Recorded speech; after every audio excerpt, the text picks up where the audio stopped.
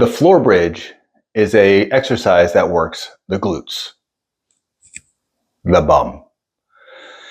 And it's performed in a laying down position. We're going to do that on a mat using only body weight. So for the setup, we're going to lay back with our knees up.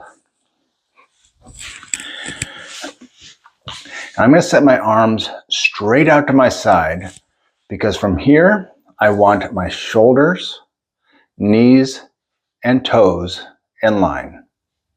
Everyone remember that song? Head, shoulders, knees, and toes? We're just thinking about shoulders, knees, and toes. Keeping those in line. Even though I'm laying down, I'm thinking about good posture. Big tall chest, shoulders back, and right to there. Now that I know everything's in line, I'm going to take my hands and my arms and place them out to the sides at about a 45-degree angle.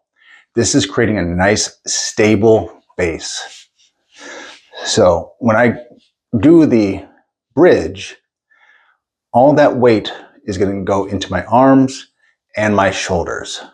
Nice and stable. So from here, all I'm going to do is raise my hips straight up towards the ceiling. Once here, I'm going to squeeze those glutes, squeeze those butt cheeks, and then right back down. And then up and down. For breathing, you want a breath at the bottom and exhale as you thrust up. Hold it for a second, squeeze those butt cheeks and back down, relax. Good way to think of it is like there's a rope tied to your hips and it's being pulled straight up. Just the only movement is those hips up and back down.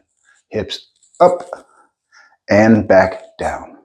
Hips up and right back down.